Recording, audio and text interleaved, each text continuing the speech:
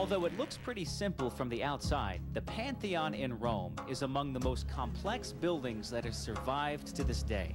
In simple terms, it is a structure built around a perfectly circular interior chamber, approximately 143 feet in diameter, topped by a dome that is the same, 143 feet high.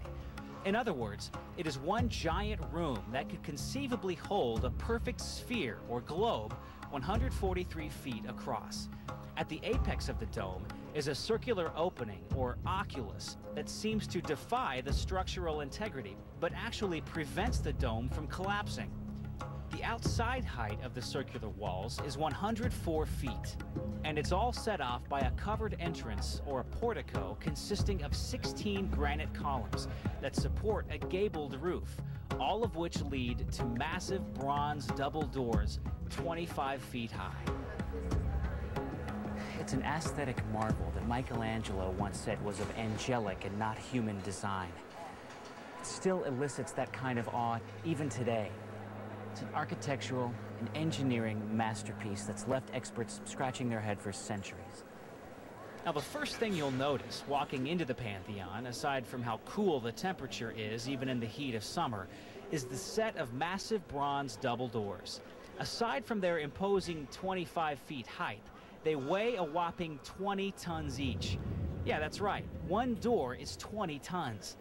That's about the weight of 6 H2 Hummers, which is like triple what I can bench press. Okay, so it's pretty heavy. Now, this doorway, along with the hole on top of the dome that we'll look at later, are the Pantheon's only sources of light. After walking through the doorway, you find yourself in a massive circular chamber. The most prominent features of this chamber are 8 very large niches, equally spaced around the interior. The walls of these niches actually serve as buttresses supporting the dome above them. They've also served, throughout the centuries, as privileged burial chambers for some of the great names of Italy. Ever heard of the world-famous Italian artist Raphael? He's buried right here. Also, the archways above the niches are more than just decorative embellishments. They actually serve as relieving arches that distribute the load of the structure above them. These huge marble walls of the Pantheon might actually be the most remarkable feature in here. The architectural technique used in building the walls is best seen from the outside. It's a technique that shows just how advanced the ancient Roman builders actually were.